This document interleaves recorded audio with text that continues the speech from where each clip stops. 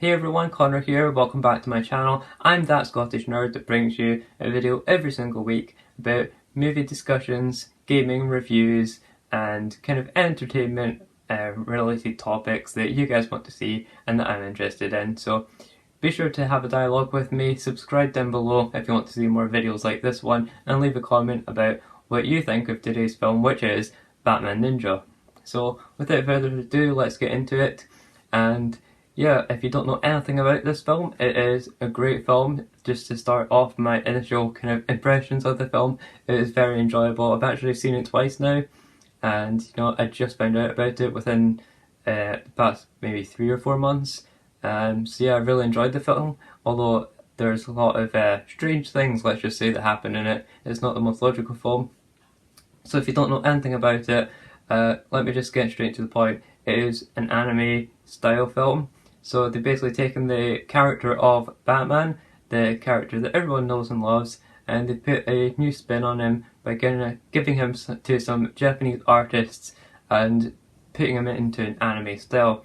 And as well as just the style of the film, it's also set in ancient feudal Japan because Batman is after Gorilla Grodd at the beginning of the film, and they're in Gotham, but Grodd has been able to make a time machine device of some sort which travels through time and space and teleports himself, Batman, and all of their allies and supervillains into feudal ancient Japan. So for some reason Batman actually arrived 2 years later than everyone else. Don't ask me why, it's never explained. They just kind of say, oh, because that's how it works, or we don't know how it works, so reasons, because that's just what the plot needs. But everyone else has been able to set up. All of the supervillains have become feudal lords of Japan, such as Joker, Deathstroke, Poison Ivy, Penguin, and Two-Face. So each of them are ruling an area around Japan. Gorilla Grodd is nowhere to be seen, he's not having anything to do with it, and Batman arrives having to deal with the situation. He quickly stumbles upon Catwoman, who takes him to his favourite butler, Alfred, and they're able to set up a plan with the Batmobile. But of course it is ancient Japan, and well, some of the supervillains have accelerated the kind of industry and technology, which comes up into the film much later on towards the end as the epic battle. But he tries to take his Batmobile, it doesn't really work out for him, so he goes and actually finds some of his allies later on. So we've got Nightwing's in this, Robin, Red Robin, and also Red Hood. He also finds a Bat army who kind of see the coming of Batman is a mythology and a legend that they've been waiting for, and this Bat clan, it also helps as support and kind of build up an army for Batman to go and fight these supervillains. And yeah, the art style overall, as I was saying, is an anime art style, and it really pays off because there's certain points of the film where it's kind of like a really painterly montage with different images that are put on screen, or when we're introduced to certain characters, mostly the villains, or when Batman kind of evolves and puts some certain suit on or something like that, we'll get this cool cut to like a painterly still, I guess. It's really cool. You'll have to see it for yourself.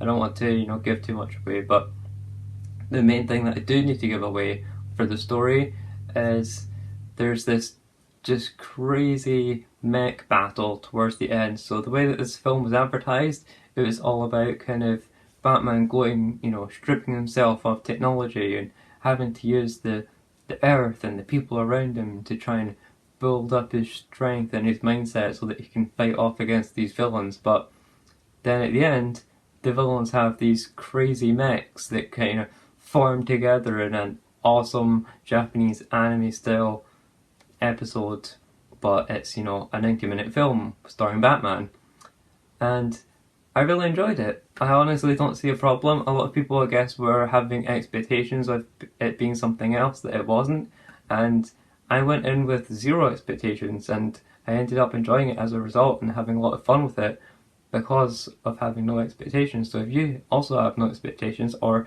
you know, at least you've seen this review and you know what to expect a little bit, then you might also see a lot of fun in this film, because it is really just that. And I would also add the soundtrack is very, very good in this film. There's a lot of great battles that happen, and the backing track to go along with that was really, really on point, and I would highly recommend giving it a watch for that alone.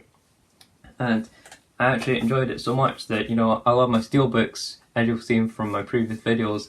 So here is the Batman Ninja steelbook. There's just a bunch of characters on the front and back, and it's really cool. Unfortunately, with a lot of Blu-rays, which makes me sad, the Blu-ray is just plain. The days of DVDs having a little picture on the disc, or games having that as well. But you also get a poster in here, which is pretty cool. And yeah, it's just a really cool steelbook. The artwork on it is awesome, like the poster promotional artwork that you see.